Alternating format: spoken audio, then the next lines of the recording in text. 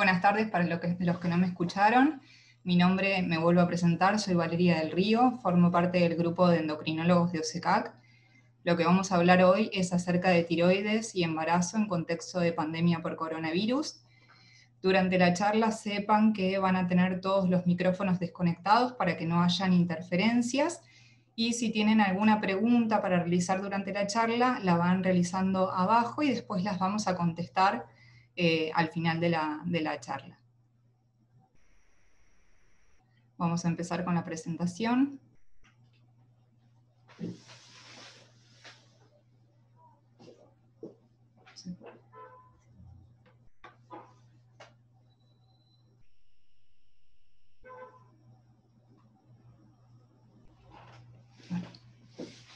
Bueno, para que sepan, estas charlas que estamos realizando forman parte del programa realizado por OSECAC, que se denomina Más Cerca. El objetivo de esto es realizar diferentes charlas informativas para la comunidad y para que se vayan sacando sus dudas y qué realizar en contexto de pandemia por coronavirus. Ya saben, y más o menos para repasar, si alguno de ustedes presenta alguno de los... No me digas, no importa porque me estoy ocupando, no me hagas una cosa para mí. Mediquen y que se contacten con OSECAC. Estos síntomas son fiebre y tos, fiebre y dolor de garganta, fiebre y dificultad respiratoria, pérdida de olfato o pérdida de gusto. Estos son los teléfonos a los cuales se tienen que comunicar, así que para tener en cuenta. Bueno, entonces vamos a empezar con la charla. Dentro del temario que vamos a realizar hoy, vamos a repasar cuáles son los cambios que suceden de manera normal en la tiroides durante el embarazo. Vamos a hablar de hipo e hipertiroidismo, cuáles son sus causas, los síntomas principales, el impacto que tienen estas enfermedades sobre el embarazo, cuál es su tratamiento y seguimiento, y finalmente vamos a hablar un poco de nódulos tiroideos. Bueno, ¿qué ocurre de manera normal en la tiroides en el embarazo?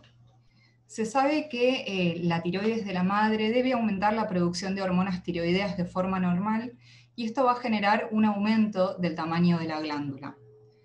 ¿Por qué pasa esto? Porque durante la primera mitad del embarazo el bebé no tiene la capacidad de generar sus propias hormonas tiroideas, y es fundamental de esta manera que la madre, con concentraciones adecuadas de hormonas tiroideas, se las pase a través de la placenta, y de esta manera va a ayudar a un desarrollo del sistema nervioso normal en el niño. Esta es una pregunta que probablemente muchos de ustedes se han realizado y tal vez les han transmitido sus médicos de cabecera, si los pacientes con hipo o hipertiroidismo son pacientes de riesgo para tener coronavirus. Esto se sabe que no es así. Tener una enfermedad tiroidea per se no significa que el paciente esté más inmunocomprometido para combatir una infección viral. Sin embargo, en contexto del embarazo también sabemos que existe mayor riesgo de complicaciones respiratorias cuando hay alguna infección viral.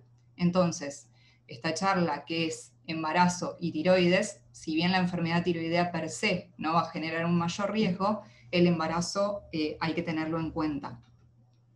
Bueno, vamos a empezar a hablar de hipotiroidismo. Como se ve en la foto, el hipotiroidismo se trata de una producción de menor cantidad de hormonas tiroideas que las que necesita el cuerpo, y las causas más importantes son a la cabeza la tiroiditis de Hashimoto, que es una situación en la cual hay anticuerpos que atacan a la tiroides y que generan que ésta produzca menos cantidad de hormonas tiroideas. Otra de las causas, que en la Argentina ya no es una causa tan frecuente, es la falta de yodo en la dieta. El yodo es el sustrato o el producto principal a partir del cual la tiroides produce hormonas tiroideas. En la Argentina, por una ley que se realizó hace más de 30 años, la sal está iodada y por ende esta ya no es una causa tan frecuente de hipotiroidismo. Y otra de las causas son cirugías que se hayan realizado previamente los pacientes, por ejemplo, por nódulos tiroideos, en donde se le saca toda la tiroides y lleva a un hipotiroidismo, o el tratamiento con yodo radioactivo en contexto de un hipertiroidismo previo. ¿Cuáles son los síntomas más importantes del hipotiroidismo? Aumento de peso, que en general va entre 2 y 3 kilos, aumento del tamaño de la glándula tiroides, que se denomina bocio, intolerancia al frío, piel seca, caída de cabello, uñas frágiles, mucho cansancio, y algunos de estos síntomas pueden solaparse o confundirse con los síntomas de un embarazo normal. ¿Qué pasa si tenemos un hipotiroidismo severo que no lo tratamos durante el embarazo? Bueno, se sabe que va a existir mayor riesgo de complicaciones tanto para la madre como para el feto. Las complicaciones más frecuentes son parto prematuro, o sea que el bebé nazca con menos de 36 semanas de gestación, aborto, hipertensión en la madre, bajo peso al nacer, o sea, un bebé de menos de 2,5 kilos, problemas de aprendizaje y desarrollo en el niño, y complicaciones obstétricas como sangrado en el parto y en la cesárea. ¿Qué vamos a hacer si tenemos un test de embarazo positivo? Bueno, existen dos situaciones.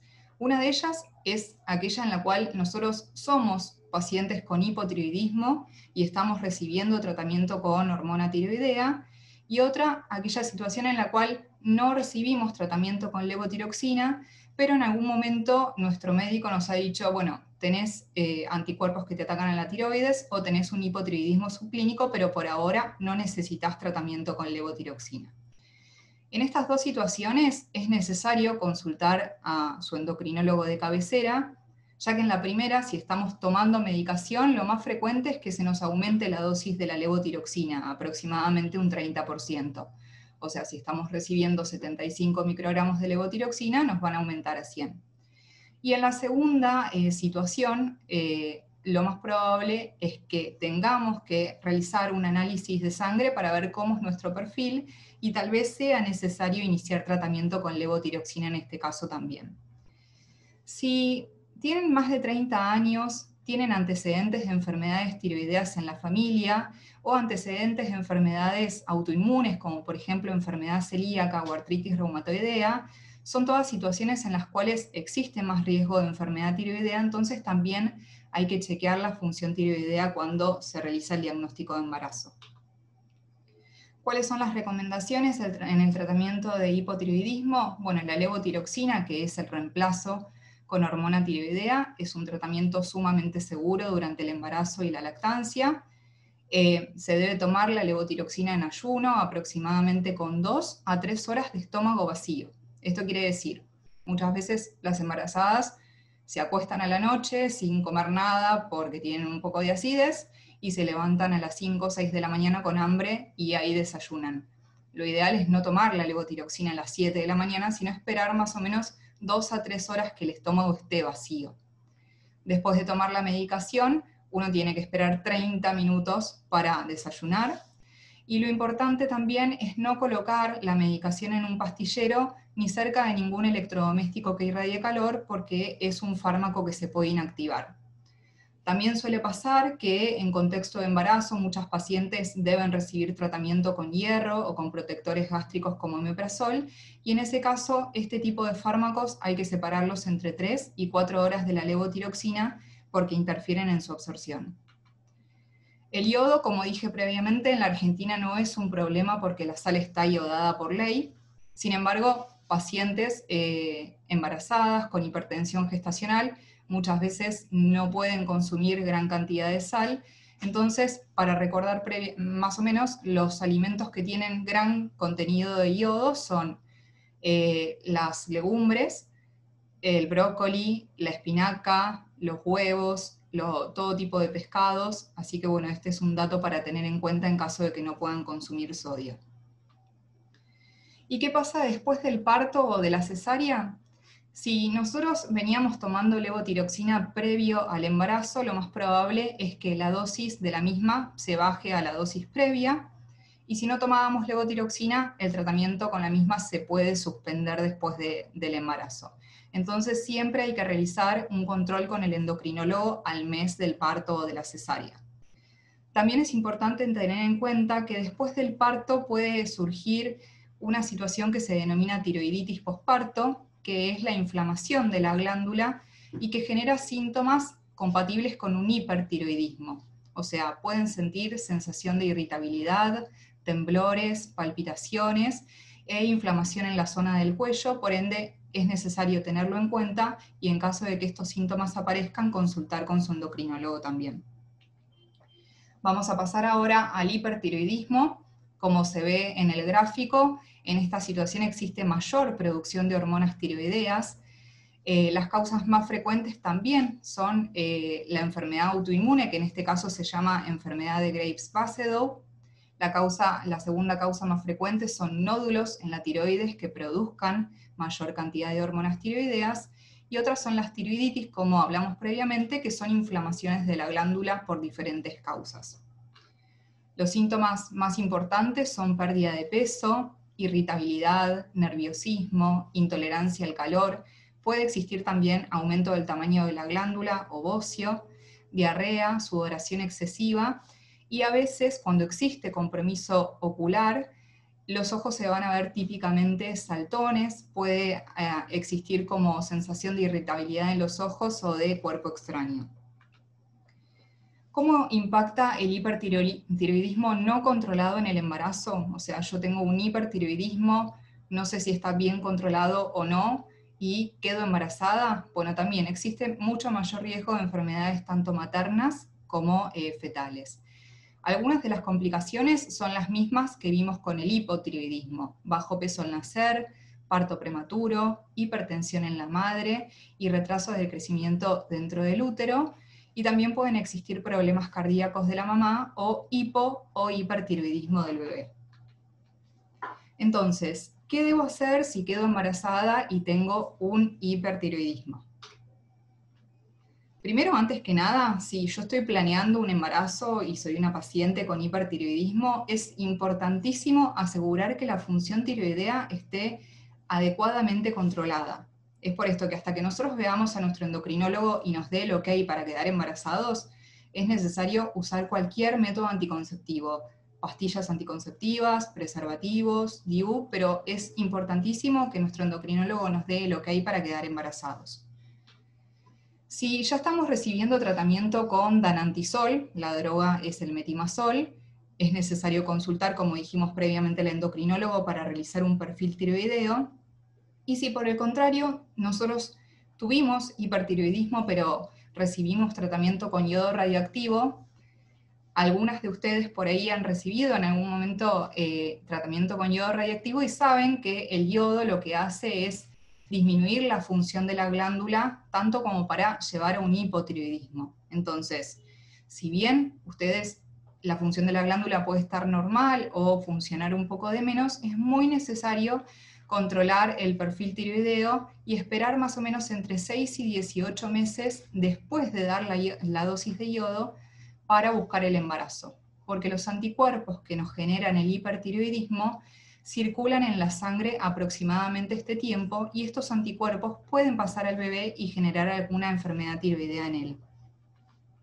Entonces, las recomendaciones en el tratamiento del hipertiroidismo, bueno, el fármaco de elección o con el que contamos en la Argentina es el danantisol. Su médico de cabecera les va a indicar si tienen que seguirlo o no de acuerdo a la función de la tiroides. Y es muy importante tener en cuenta los efectos adversos que pueden surgir con este tratamiento. Los dos efectos adversos más graves, pero que son infrecuentes, se dan con una frecuencia menor al 0,5%, son la agranulocitosis, que eso quiere decir que los glóbulos blancos bajan, y por el otro lado la afección hepática. Entonces, siempre que recibimos tratamiento con danantisol, es necesario tener en cuenta que si tenemos fiebre o dolor de garganta, debemos consultar a la guardia para realizar un análisis de sangre y ver cómo están los glóbulos blancos.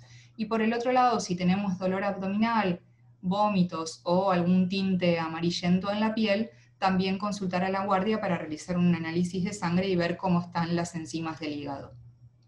Como les dije previamente, y para no generar mucho susto, el danantisol genera estas reacciones adversas en menos del 0,5%, pero como son las reacciones adversas más graves, es muy necesario tenerlo en cuenta.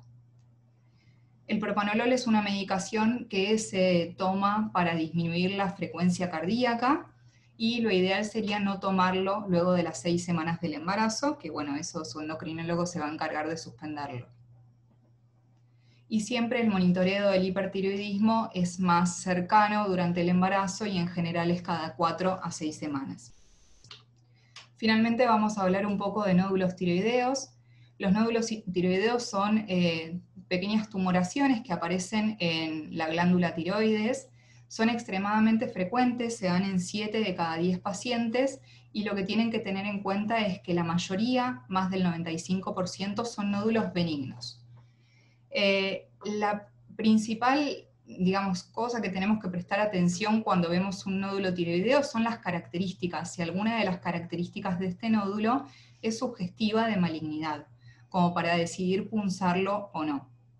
Si fuese maligno, es necesario tener en cuenta que el cáncer de tiroides es un cáncer muy diferente al resto de los cánceres y tiene un crecimiento muy lento. Entonces, en contexto de embarazo, si tenemos un nódulo tiroideo, vamos a esperar a terminar el mismo, o sea, a tener el parto o la cesárea adecuada, y recién ahí vamos a realizar la punción del nódulo. No es una situación que requiere un seguimiento especial durante el embarazo.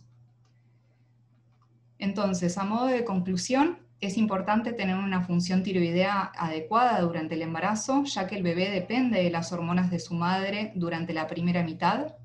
Lo ideal es programar el embarazo con tiempo y chequear que la función tiroidea esté adecuada antes del mismo.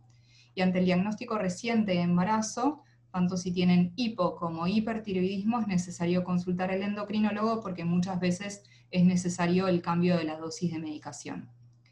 Bueno, ahora vamos a responder las preguntas que fueron haciendo durante la clase y tratando de resolver las dudas que tuvieron. Bueno, acá hay una primera pregunta que dice, ¿qué medicación es mejor, la de Glaxo o Montpellier? Bueno, la levotiroxina es la droga, es el fármaco que se utiliza. Existen diferentes marcas que la comercializan. Tal vez las dos más conocidas sean Glaxo y Montpellier. Ninguna es mejor que la otra. Siempre lo que uno tiene que tener en cuenta es que cuando uno inicia la levotiroxina con una marca en particular, lo ideal sería no cambiar esa marca. ¿Por qué? Porque si bien la dosis es la misma, la medicación tiene muchos excipientes que hacen que se absorba mejor o no. Entonces, si cambiamos la marca de la medicación, muchas veces es como cambiar la dosis. Tenemos que volver a controlar el perfil tiroideo a los 2 meses para ver si está correctamente tratado con esa nueva marca. Pero la verdad es que ninguna es mejor que la otra. Cada uno compra la marca que quiere de acuerdo a lo que prefiera, así que ese no es un problema. Después, hay otra pregunta que dice, ¿tiene cura el hipotiroidismo por tiroiditis de Hashimoto? Como dijimos previamente, la tiroiditis de Hashimoto es la situación en la que existen anticuerpos y que atacan a la glándula. Nosotros podemos tener tiroiditis de Hashimoto y tener una función tiroidea normal, o sea, tener anticuerpos positivos, pero que la glándula tiroidea no funcione normal. ¿Tenemos más riesgo de evolucionar a un hipotiroidismo en algún momento de la vida? Eso sí, por eso hay que hacer controles de manera anual. Pero no necesariamente vamos a tener el hipotiroidismo una vez que tenemos la tiroiditis de Hashimoto.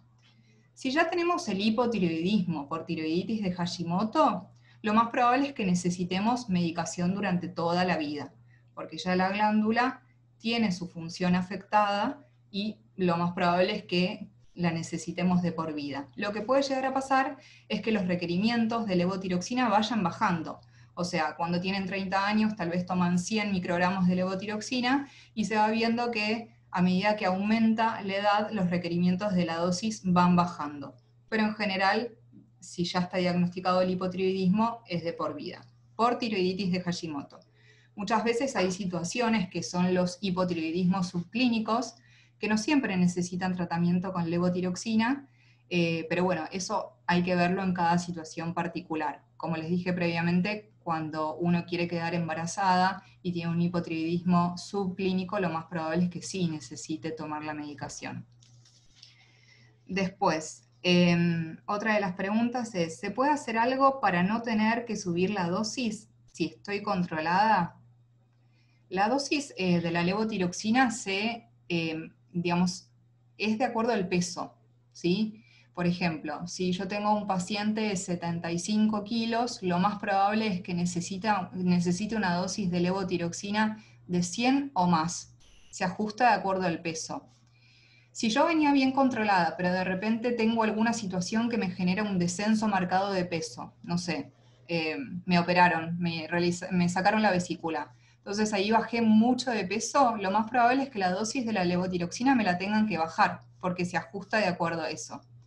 Después hay un montón de situaciones que también afectan la absorción de la levotiroxina, por ejemplo, diarrea, como les dije previamente, cambiar la marca de la levotiroxina también es una situación en la que hay que controlar si está bien dada y si la dosis es la correcta.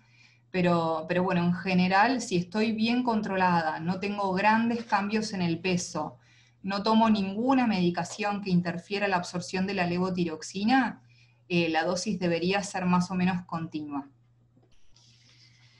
Otra de las preguntas, ¿se puede hacer algo para no tener más anticuerpos y ya no destruir la glándula? No. En este caso, en la tiroiditis de Hashimoto, si hablamos de la tiroiditis de Hashimoto, que es la que genera hipotiroidismo, los anticuerpos que ya tenemos positivos hoy los vamos a tener de por vida. Por eso muchas veces no es necesario repetir o volver a medir los anticuerpos, porque no me importa que estén en 100 o que den 200. O sea, para mí es exactamente lo mismo. Los anticuerpos son positivos y van a ser positivos de por vida, y no hay ninguna medicación que uno pueda dar para que esos anticuerpos se negativicen, o sea, se vayan. Otra situación diferente es la del hipertiroidismo. Cuando uno tiene hipertiroidismo y tiene anticuerpos que generan ese hipertiroidismo, a veces tomando danantisol, que es la droga que se usa, puede negativizar esos anticuerpos. Pero esa es otra situación distinta y el hipertiroidismo es menos frecuente que el hipotiroidismo. Otra pregunta. Tengo tiroiditis de Hashimoto. ¿Puedo tener hipotiroidismo e hipertiroidismo? ¿Se pueden tener las dos, hipo o hipertiroidismo?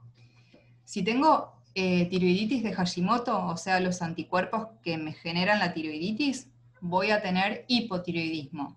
Pero a veces existen situaciones en las que no solamente tengo los anticuerpos para la tiroiditis de Hashimoto, sino que también tengo los anticuerpos para tener hipertiroidismo. Entonces, a veces la función tiroidea puede fluctuar, pasar de un hipertiroidismo a un hipotiroidismo, y pueden existir las dos en una misma persona. Eso sí puede pasar. Pero cuando coexisten los anticuerpos para la tiroiditis de Hashimoto y los anticuerpos para la enfermedad de Graves. Seguramente los que más les suenan o los que más les han pedido en alguna consulta endocrinológica son el ATPO y el ATG. Esos son los anticuerpos para la tiroiditis de Hashimoto. Y otros que se llaman TRAPS son los anticuerpos para el hipertiroidismo. Pero sí pueden existir las dos situaciones en una misma persona. La otra pregunta es, ¿qué pasa cuando termina el embarazo? ¿Se sigue tomando la medicación? Bueno, como dije, si tenemos un hipotiroidismo, por ejemplo, yo soy una paciente hipotiroidea, tomo levotiroxina, me embarazo, voy a tener que aumentar la dosis de la levotiroxina lo más probable. Cuando termine el embarazo, vuelvo a mi dosis habitual. Yo tomaba, no sé, 75 previo al embarazo, me embarazo, me dan 100 microgramos día de levotiroxina y termina el embarazo, vuelvo a tomar 75. Si yo soy una paciente que tiene tiroiditis de Hashimoto, o sea, solo anticuerpos o hipotiroidismo subclínico, y me embarazo y me dan levotiroxina, voy a poder dejar el tratamiento con levotiroxina después del embarazo. Eso sí se puede. Con el hipertiroidismo es una situación más difícil. En general, si yo ya estoy tomando danantisol previo al embarazo, después del embarazo lo voy a seguir recibiendo hasta que mi función tiroidea sea normal con el tratamiento o se decida realizar algún otro tipo de tratamiento. Bueno, esta es otra pregunta, causas de Hashimoto. ¿Y qué es Hashimoto? Bueno, la tiroiditis de Hashimoto, como dije previamente, son los anticuerpos que atacan a la tiroides y que generan mayor riesgo de hipotiroidismo. Causas es como cualquier enfermedad autoinmune, digamos. El cuerpo reconoce en este caso a la tiroides, como un órgano no propio, por decirlo de alguna manera, y por eso produce anticuerpos que la terminan atacando.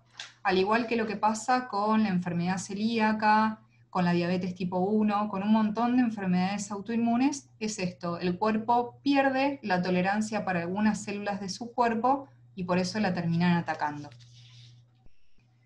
¿Es hereditario? Digamos, el hecho de tener una enfermedad autoinmune genera mayor riesgo en la descendencia de tener también autoinmunidad.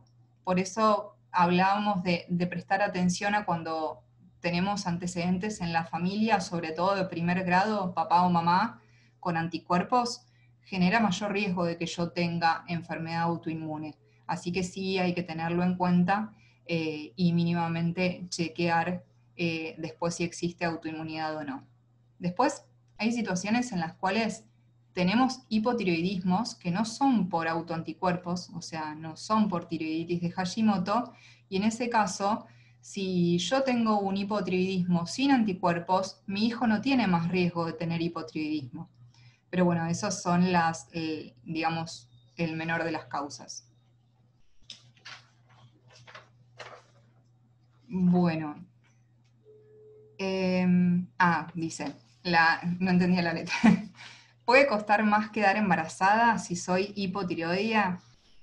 Sí, puede costar más quedar embarazada, sobre todo si tengo una función tiroidea no controlada, o sea, si tengo muy descontrolada la tiroides, si tengo la TSH muy elevada, pero lo que se vio más que nada con los hipotiroidismos mal controlados es que tal vez se logra el embarazo, pero existe mayor riesgo de abortos espontáneos o bajo peso al nacer o todo lo que dijimos previamente. Pero sí, si tenemos un hipotiroidismo muy mal controlado, definitivamente genera alteraciones en el eje gonadal sexual de la mujer que hacen que sea más difícil quedar embarazada. Bueno, la siguiente pregunta es, ¿cómo se toma la levotiroxina y el danantisol? Bueno, primero la levotiroxina, el tratamiento de base para el hipotiroidismo. Como dijimos previamente, se toma en ayuno, más o menos 2 a 3 horas sí o sí que el estómago esté vacío. Hay que esperar media hora después de tomar la levotiroxina para desayunar. A veces, seguramente les han contado o en alguna consulta les han dicho que si consumen fibras o salvado o algún tipo de cereal, que traten de no consumirlo durante la mañana.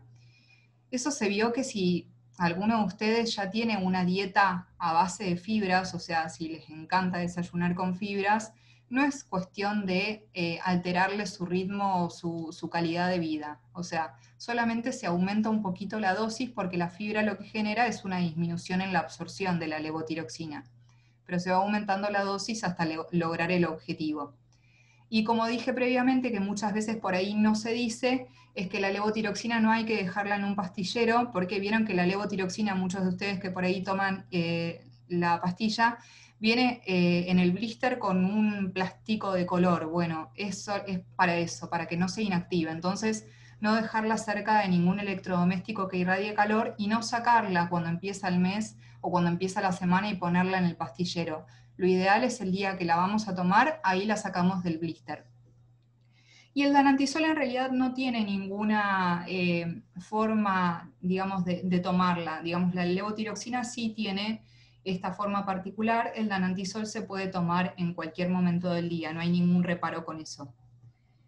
Bueno, la siguiente pregunta, ¿qué pasa si me olvido de tomar 2 días la medicación? Asumo que es la levotiroxina, ¿y qué hay que hacer? La levotiroxina dura mucho tiempo en el cuerpo. Digamos, la vida media de la levotiroxina es de 7 días. No con esto les estoy diciendo que se olviden 7 días la levotiroxina porque no es lo ideal, pero si un día nos olvidamos de tomar la levotiroxina no pasa nada. Al otro día tomamos la misma dosis que tomamos habitualmente, ¿sí? Cuando los olvidos empiezan a ser muy frecuentes, lo ideal es comentárselo al endocrinólogo para ver de qué otra manera podemos administrar la medicación, ¿sí? Pero una sola toma que se le olvida, no pasa nada, al otro día toman su dosis habitual, ¿sí? La otra pregunta es, ¿el Hashimoto puede ser la causa de un estrés psicológico? ¿Puede ser el desencadenante? Bueno, todas las situaciones estresantes en la vida sí pueden empeorar la función de la tiroides, sobre todo cuando es por algún anticuerpo que genera la enfermedad. Se vio más que nada con el hipertiroidismo. Se ve muchas veces que el hipertiroidismo se desencadena con situaciones estresantes o duelos en la familia y eso genera una afectación o una rapidez mayor del hipertiroidismo como se presenta. Entonces, sí puede pasar eso, que algún estrés puntual genere alguna alteración en la función tiroidea. La próxima pregunta es, tengo diabetes tipo 1 y hace 2 años se sumó el hipotiroidismo. Se me agrega rash cutáneo. ¿Qué será? Perdón, ¿hipo o hiper? No entiendo. Hipo. No, el hipotiroidismo en general, la medicación no debería generar nada de rash ni nada de eso. Sí, la medicación del hipertiroidismo, el danantisol, puede generar un rash, pero si tienen diabetes tipo 1, que es una enfermedad autoinmune, hipotiroidismo, que es una enfermedad autoinmune, y rash cutáneo, consultar de última con su médico clínico de cabecera para descartar que este rash cutáneo no sea asociado a alguna manifestación en la piel de enfermedad celíaca. Eso es lo que yo aconsejo. Hay que descartar enfermedad celíaca porque a veces se puede manifestar con alguna alteración en la piel, sobre todo en la zona atrás de los codos, en las zonas de flexiones, ahí se puede ver. Bueno, otra de las preguntas es, tengo TSH 4,7, estoy buscando embarazo. Bueno, lo ideal en ese caso es repetir la función tiroidea, o sea, repetir el análisis para ver si esa TSH persiste elevada. A veces esta TSH varía mucho de un día al otro, entonces siempre hay que confirmarlo con un segundo laboratorio. Si esta TSH sigue siendo mayor a 2,5 y estoy buscando quedar embarazada, y si tengo anticuerpos que me atacan la tiroides, la indicación es de tratamiento con levotiroxina para tener una concentración adecuada de hormonas tiroideas, sobre todo durante la primera mitad del embarazo, como dijimos, que es el momento en el cual el bebé desarrolla todo su sistema nervioso central y para lo cual las hormonas tiroideas son fundamentales. Entonces, sí, si tu endocrinóloga probablemente te debe haber dicho de repetir el laboratorio, y si sigue estando así y los anticuerpos son positivos, tenés indicación de tomar levotiroxina. ¿Se pueden desarrollar otras enfermedades autoinmunes, por ejemplo vitiligo? Sí, ni hablar. Cualquier tipo de enfermedad autoinmune se puede desarrollar cuando tenemos tiroiditis de Hashimoto o hipertiroidismo por enfermedad de Graves-Basedow. Cualquier tipo de enfermedad autoinmune, como dijimos, enfermedad celíaca, vitiligo, diabetes tipo 1, artritis reumatoidea, algunas otras enfermedades endocrinológicas que son más raras, sí, es muy importante siempre que tienen alguna de estas enfermedades comentarles al endocrinólogo para que ellos vayan a buscar las asociaciones con otras patologías. La otra pregunta es, bajé 10 kilos de peso, ¿debo bajar la dosis de la levotiroxina? Y como les dije previamente, como la dosis de la levotiroxina se ajusta al peso, probablemente haya que descender la dosis, pero digamos el descenso no se tiene que hacer a ciegas, o sea, hay que hacer un análisis de sangre, ver cómo está la TSH, si la TSH está muy bajita, ahí sí se baja la dosis de la levotiroxina, pero no es a ciegas, sino es que yo, siendo paciente, como vi que descendí 15 kilos, voy a bajarme yo misma la dosis de la levotiroxina, eso traten de no realizarlo porque bueno, no es lo ideal. Pero sí, hay que rechequear la función tiroidea y eventualmente bajar la dosis.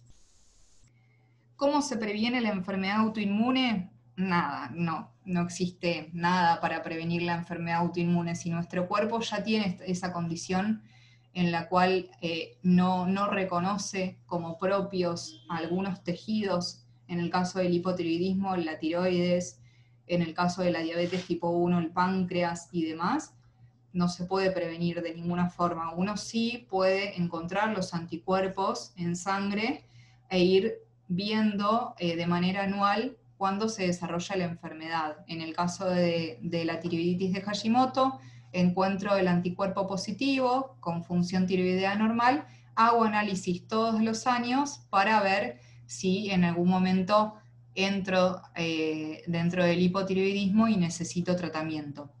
Pero la verdad es que no hay nada para prevenirlo, o sea, aparecen. La siguiente pregunta. ¿Qué es el hipotiroidismo subclínico? Bueno, les voy a contar qué es el hipo y el hipertiroidismo subclínico. Bueno, como saben, la tiroides es una glándula que tenemos acá en la cara anterior del cuello y que es la encargada de producir las hormonas tiroideas. A la tiroides hay una hormona que la regula, y esa hormona es la TSH. Y esa hormona sale de una glandulita que tenemos acá en el medio del cerebro que se llama hipófisis. El hipotiroidismo subclínico es cuando la TSH está elevada, pero las hormonas tiroideas son normales. Eso quiere decir que tal vez la glándula tiroides está como empezando a funcionar un poquito de menos, pero de manera compensadora, la hipófisis, que es la glandulita que tenemos acá en el cerebro, produce mayor cantidad de TSH y con eso basta para tener hormonas tiroideas normales. El hipotiroidismo subclínico, que es esta situación, no se trata siempre con levotiroxina, no es necesario tomar levotiroxina siempre, pero si tenemos deseos de quedar embarazadas, muchas veces nuestro endocrinólogo nos va a indicar tratamiento. Al igual que si en algún momento esa TSH que está alta es mayor a 10, también tiene indicación de tratamiento con levotiroxina. Y por el otro lado, el hipertiroidismo subclínico. El hipertiroidismo subclínico es cuando la TSH está muy, muy bajita, menor al valor normal, pero las hormonas tiroideas también son normales. En ese caso, dependiendo de la edad y de los síntomas del paciente, se va a necesitar iniciar tratamiento con danantisol. Pero serían situaciones en las cuales no termina de funcionar todo tan mal. O sea, existe algo compensatorio que termina generando que las hormonas de la tiroides sean normales. La siguiente pregunta es, ¿se puede pasar del hipotiroidismo al hipertiroidismo sin estar medicado? Sí, porque como les dije previamente, puede que tenga anticuerpos que me ataquen a la glándula para que funcione de menos, y también en el mismo momento tener anticuerpos que ataquen a la glándula para que funcione de más. Entonces, en algún momento puedo tener hipotiroidismo y después tener hipertiroidismo, o al contrario, puedo empezar teniendo hipotiroidismo y sin tomar ninguna medicación terminar teniendo hipo. Así que sí, puede pasar tener las dos enfermedades en una misma persona en muy poquito rango de tiempo. La siguiente pregunta es, ¿los hipotiroides son considerados población de riesgo para tener que vacunarse contra la gripe si aún no tengo la edad? No, no son considerados población de riesgo para vacunarse contra la gripe, así que no es necesario la vacunación. Ya saben que si de todas maneras ustedes se quieren vacunar contra la gripe, lo pueden hacer, digamos, es la elección del paciente, pero indicación puntual que por ahí, no sé, las obras sociales les cubrirán la vacuna, no, son enfermedades, pacientes con enfermedades de riesgo, enfermedades cardiovasculares, enfermedades respiratorias, mayores de 65 años, diabetes, todas esas situaciones sí. El hipotiroidismo per se, no sé, una persona de 40 años con un hipotiroidismo solo, no es paciente de riesgo para nada para tener gripe y para tener que vacunarse.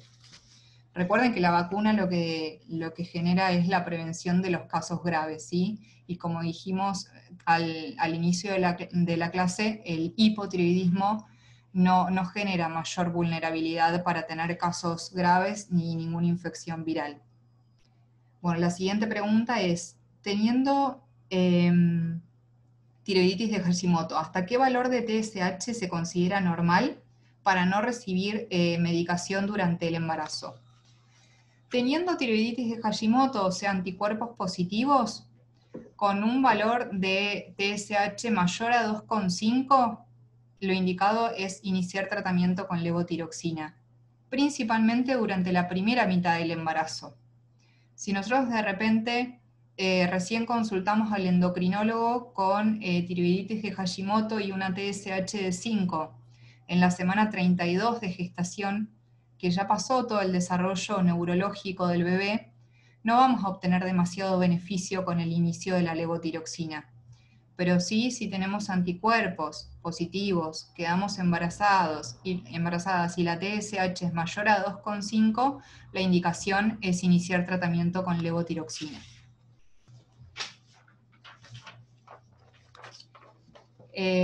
Bueno, la otra pregunta es, tengo TSH 4,07. ¿Es alta? Tuve cáncer y me operaron por cáncer de tiroides. Sí, en contexto de un cáncer de tiroides, sí. Cuando hay un cáncer de tiroides, lo que se hace es sacar toda la glándula. El paciente se realiza una tiroidectomía total, o sea, se saca toda la glándula tiroidea, en la mayoría de los casos, y el objetivo de dar la levotiroxina es evitar que esa TSH tan alta estimule algunas celulitas cancerígenas que pueden haber quedado de la cirugía. Entonces, lo ideal, dependiendo del riesgo de cada paciente, es sí o sí tener una TSH por debajo de 2, pero siempre dependiendo del riesgo, que eso lo va a determinar su endocrinólogo. Así que sí, si tuviste cáncer, te operaron por cáncer de tiroides y tu TSH es de 4, tenés que ir al endocrinólogo para que te modifiquen la dosis. Salvo que hayas sido operada hace más de 10 años, tu respuesta del cáncer sea excelente, o sea, no tengas ninguna evidencia de enfermedad, ahí ya se puede ser un poco más flexible con la dosis de la levotiroxina. Pero si es reciente, sí. La otra pregunta es, con 4,5 de TSH, no me medicaban, pero al buscar embarazo ya debería tomar la medicación. Sí, todo dependiendo si tenés o no anticuerpos. Si no tenés anticuerpos y tus anticuerpos son negativos, o sea, no tenés tiroiditis de Hashimoto, algunos endocrinólogos medican con TSH mayor a 4, que sería tu caso. Si tenés anticuerpos positivos, o sea, tenés tiroiditis de Hashimoto, tenés indicación de tratamiento con levotiroxina. La siguiente es, ¿hay que controlar a los niños si yo tengo hipotiroidismo? Esto es de acuerdo a cuál es la causa de tu hipotiroidismo. Si tenés hipotiroidismo por anticuerpos que te atacan a la glándula, o sea, tiroiditis de Hashimoto, sí debería ser ideal controlar a tus hijos para ver si tienen la misma condición, o sea, si tienen esta enfermedad autoinmune. Entonces, sí, digamos, sería de buena práctica realizar un perfil tiroideo y dosar los anticuerpos para ver si son positivos o no. Y la última pregunta, ¿cuál es la diferencia entre la tiroglobulina y el anticuerpo antitiroglobulina sensible? Bueno, la tiroglobulina marca la cantidad de tejido tiroideo. Esta pregunta probablemente la debe haber hecho alguna paciente que se sigue por algún carcinoma de tiroides. Y el anticuerpo antitiroglobulina es los anticuerpos que generan la enfermedad autoinmune. Son dos cosas totalmente distintas. Cuando tenemos un cáncer de tiroides controlamos las dos cosas. La tiroglobulina, porque la tiroglobulina sería el marcador del cáncer, lo que nos está indicando que por ahí queda alguna célula cancerígena en el cuerpo. Entonces, si esta tiroglobulina está elevada, nos indica que el seguimiento tiene que ser mayor, hay que hacer ecografías de cuello o por ahí algún otro estudio de imagen. Y el anticuerpo antitiroglobulina, o por ahí lo conocen como ATG porque así figura en la grilla de laboratorio, es el anticuerpo que va a unirse a esa tiroglobulina. Entonces, si ese anticuerpo es positivo, se une a la tiroglobulina y hace que esa tiroglobulina no la podamos medir en la sangre. Entonces, tal vez la tiroglobulina es negativa o tiene una concentración muy, muy bajita, pero esto se debe a que el anticuerpo es positivo, entonces se unió a la tiroglobulina y hace que no se mida de manera correcta en la sangre. Pero son dos cosas distintas. La tiroglobulina sería el marcador del tejido tiroideo cancerígeno, si es que estamos hablando de cáncer de tiroides, que asumo que esta pregunta la realizó alguien con antecedentes, y el anticuerpo antitiroglobulina se une a la tiroglobulina y hace que no, se mida menos en el estudio de laboratorio. Así que sí. Y bueno, esas son todas las preguntas que surgieron de la clase. Espero haber respondido la mayoría de manera adecuada y que les haya servido. Así que bueno, recuerden que si quieren planear un embarazo o si están embarazadas y tienen alguna enfermedad tiroidea, es necesario consultar con el endocrinólogo a pesar de estar en este contexto de pandemia. Muchas gracias.